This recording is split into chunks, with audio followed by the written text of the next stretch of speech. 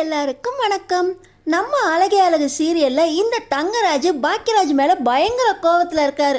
பாக்கியராஜை எப்படியாவது பழிக்கு பழி வாங்கணும் அப்படின்னு சொல்லி தங்கராஜ் திட்டம் போட்டு பாக்கியராஜோட வேலையில கை வச்சு பாக்கியராஜோட வேலையும் போகுது. பாக்கியராஜ் தங்கராஜோட சதியில மாட்டிட்டு முழிக்க போறாரா இல்ல பாக்கியராஜ் இந்த சதி வலையில இருந்து எப்படி வெளியே வர போறாரு தெரிஞ்சுக்கிறதுக்கு முன்னாடி இந்த வீடியோக்கு ஒரு லைக் போட்டுக்கோங்க. ஸோ பார்த்தீங்கன்னா இனிமே இந்த வீட்டில் நடக்கிற எந்த விஷயத்தையுமே உன் பிறந்த வீட்டுக்கு சொல்லக்கூடாது. எப்போ நீ கல்யாணம் பண்ணி வந்துட்டியோ அப்பயே உன் புருஷனோட கௌரவம் தான் உனக்கு முக்கியமாக தெரியணும். இதை கொண்டு போய் உன் பிறந்த வீட்டில் ஏதாவது பண்ணின அப்புறம் நடக்கிறதே வேற, இதை விட உனக்கு பெரிய தண்டனை கிடைக்கும் அப்படின்னு சொல்லி இந்த தங்கராஜ் ஒரு வார்னிங் கொடுத்து தான் நம்ம ரேவதியை வீட்டுக்குள்ளே போ அப்படின்னு அனுப்பி வைக்கிறாரு. இன்னொரு பக்கம் பார்த்தீங்கன்னா தங்கராஜ் மைண்டு ஃபுல்லாக ஓடுறது, என் பொண்டாட்டியை நான் கூப்பிடுறதுக்கு மாமனார் காலில் விழ வேண்டியிருக்கு, என் பொண்டாட்டிக்கிட்டேயே இனிமே இந்த மாதிரி தப்பு நடக்கவே நடக்காது, உன்னை நான் இனிமே கை நீட்டிய அடிக்கவே மாட்டேன், உன்னை திட்டக்கூட மாட்டேன் அப்படின்னு ரேவதி கிட்டேயே நம்ம பேச வேண்டியிருக்கு. இந்த நிலைமைக்கு ரேவதி கிட்ட நான் பேசுகிற அளவுக்கு என்னை கொண்டு வந்துட்டில, அப்போ கூட ரேவதியை நீ அனுப்ப மாட்டேன்னு சொல்லி தனியாக கூட்டிகிட்டு போய் பேசிக்கிட்டு இருக்க. நீங்கள் ரெண்டு பேரும் பேசுகிறதுக்கு நான் வெளியே உட்காந்து வெயிட் பண்ண வேண்டியிருக்கு. இந்த தங்கராஜோட மானமே போயிருச்சு. இத்தனை வருஷமாக ராஜா மாதிரி என் மாமனார் வீட்டில் நல்ல பேரோடு இருந்தேன். இந்த ஒரு செயலால் நீ என் பொண்டாட்டியை நான் அடிச்சிட்டேன்னு கூட்டிகிட்டு போனதுனால நான் என் மாமனார் வீட்டில் தலையை தொங்க போட்டு கெட்டவன் ஆயிட்டேன்ல.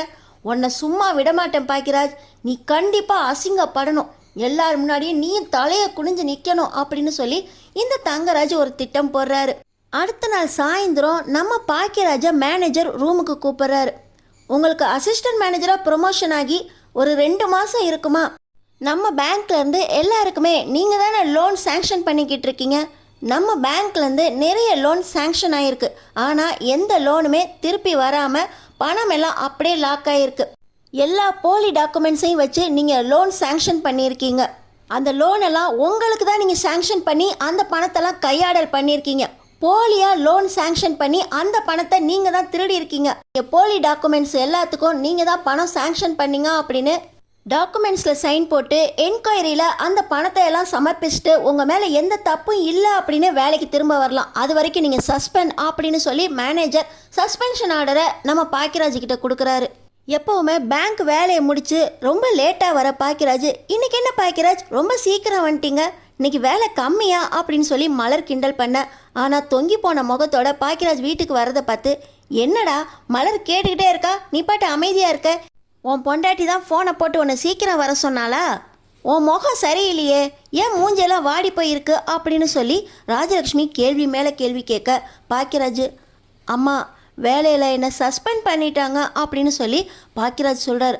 என்ன உன்னை சஸ்பெண்ட் பண்ணிட்டாங்களா அப்படின்னு சொல்லி இங்கே ராஜலட்சுமி வாயை பொழக்க அந்த சத்தத்தை கேட்டு ராகவனும், என்னடா சொல்லிக்கிட்டு இருக்க, வேலை போயிருச்சா, இப்போ தாண்டா ப்ரொமோஷன் இன்க்ரிமெண்ட்டு எல்லாம் கொடுத்தாங்கன்னு, இதை வச்சுக்கிட்டு உன் தங்கச்சியை வேற பார்த்துக்குவேன், இருக்கிற சம்பாத்தியத்தில் 3 குழந்தைங்களையும் நான் பார்த்துக்குவேன் அப்படின்னு அந்த பேச்சு பேசினேன், இப்போ இருக்கிற வேலையும் கையை விட்டு போயிருச்சா உனக்கு, என்னடா பண்ண, ஒரு வேலையை ஒழுங்காக உனக்கு பார்த்துக்க தெரியாதா, என்னதான் தப்பு பண்ண அப்படின்னு சொல்லி ராகவன் கேட்குறாரு.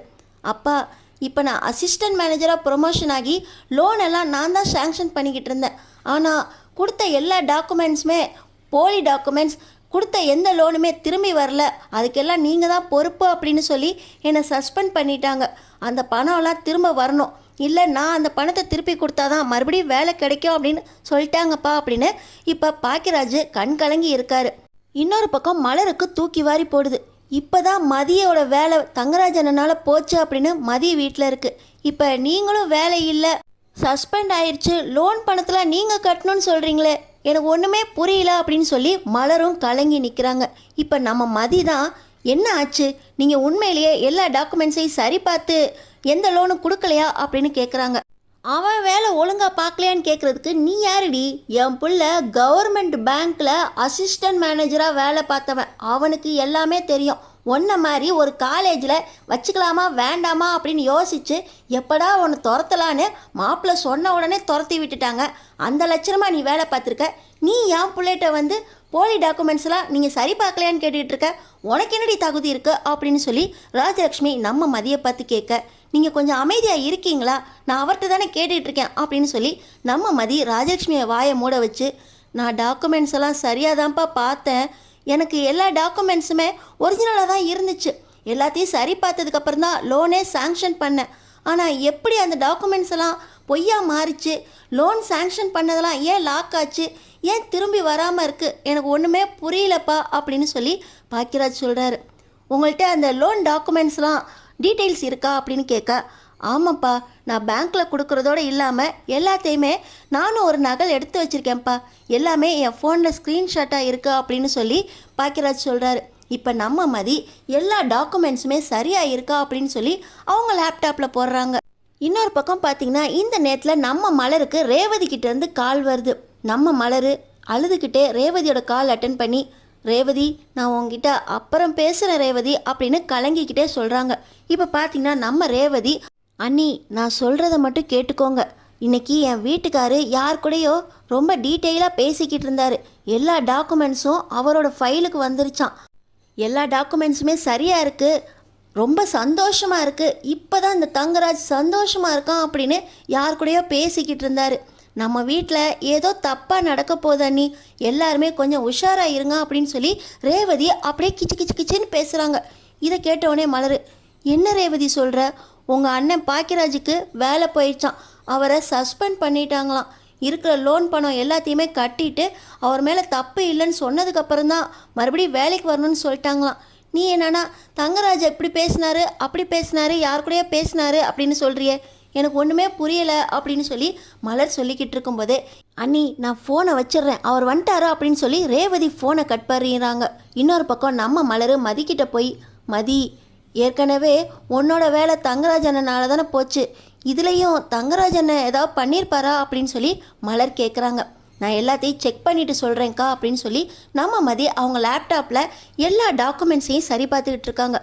நீங்கள் கொண்டு வந்த டாக்குமெண்ட்ஸ் எல்லாமே ஒரிஜினல் தான், ஆனால் எப்படி அது எல்லாமே டாக்குமெண்ட்ஸ் போலியாக மாறிச்சு அப்படின்னு சொல்லி நம்ம மதி கேட்க, பாக்கியராஜ் நான் எல்லாத்தையும் செக் பண்ணி தான்ப்பா செஞ்சேன் பாருப்பா அப்படின்னு சொல்லி மறுபடியும் கண் கலங்குறாரு பாக்கியராஜ். இந்த நேரத்தில் நம்ம மதி, இந்த ஐபி அட்ரஸ் யாருது அப்படின்னு உங்களால் பார்க்க முடியுமா அப்படின்னு கேட்க, நம்ம பாக்கியராஜ் அந்த ஐபி அட்ரஸை பார்க்குறாரு. அது அவரோட ஃப்ரெண்டு இருக்கார் பார்த்தீங்களா பேங்க்கில், ராகவ், அவரோடது. இது என் ஃப்ரெண்டு ராகவோடது தான்ப்பா அப்படின்னு சொல்ல, நம்ம மதி அந்த ஐபி அட்ரஸை ட்ரேஸ் பண்ணதுனால ராகவோட வீட்டை உங்களுக்கு தெரியுமா அப்படின்னு பாக்கியராஜ்கிட்ட கேட்குறாங்க.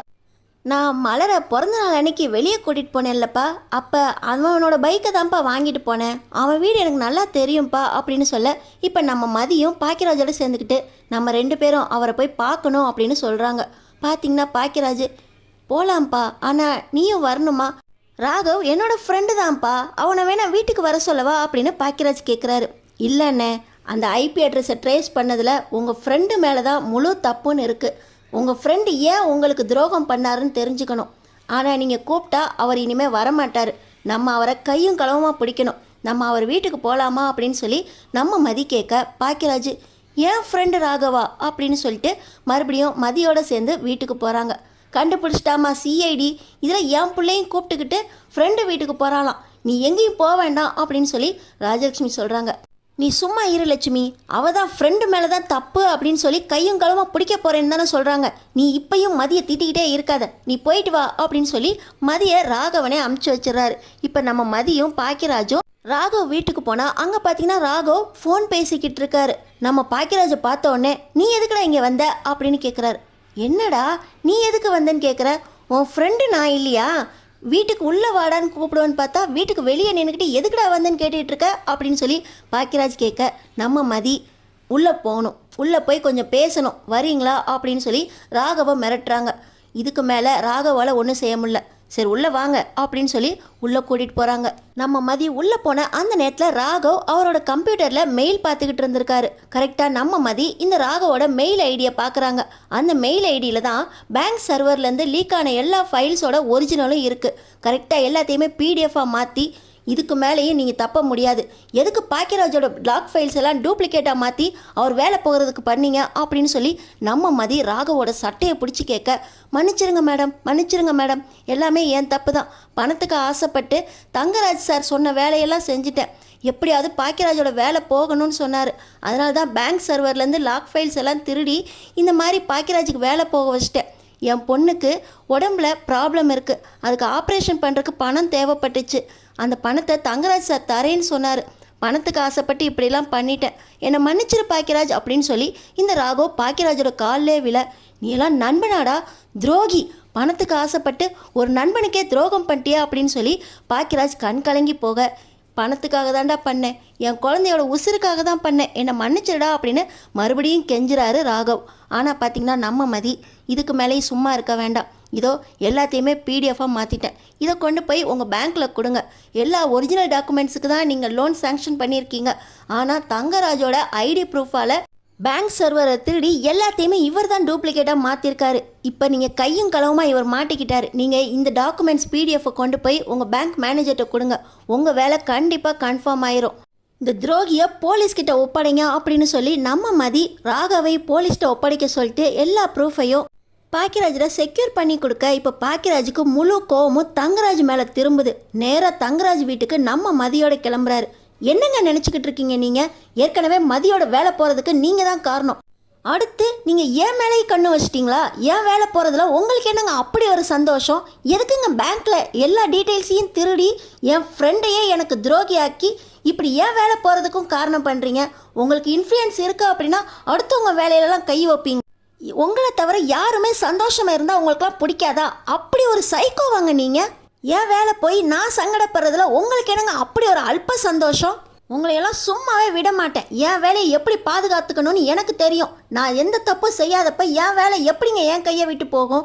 உங்களை நான் போலீஸ்கிட்ட மாட்டி விடாமல் விட மாட்டேன். எல்லாத்துக்கும் காரணம் நீங்கள் தான் அப்படின்னு எனக்கு மதி கண்டுபிடிச்சி கொடுத்துருச்சு. துரோகிங்களை கடவுள் மாதிரி எனக்கு அடையாளம் காட்டிருச்சு. இதுக்கு மேலே என் விஷயத்தில் தலையிட்டீங்க, நடக்கிறதே வேற. உங்களை தேடி போலீஸ் வரும், ரெடி ஆகிருங்க அப்படின்னு சொல்லி பாக்கியராஜ் தங்கராஜை மிரட்டிட்டு மதியோட வீட்டை விட்டு வெளியே போகிறாரு. இப்போ தான் நம்ம ரேவதியும் தங்கராஜோட அம்மாவும் வராங்க. என்னடா ஆள் ஆளுக்கு வந்து அந்த வீட்டிலேருந்து ஒன்றை வந்து மிரட்டிட்டு போகிறாங்க, இப்போ எதுக்குடா இவன் வந்து உன்னை மிரட்டுறான் அப்படின்னு தங்கராஜோட அம்மா கேட்குறாங்க. ஆனால் இந்த சைக்கோ தங்கராஜ் ரேவதி தான் ஏதாவது விஷயத்தை இங்கே பாக்கியராஜ்கிட்ட சொல்லியிருப்பா.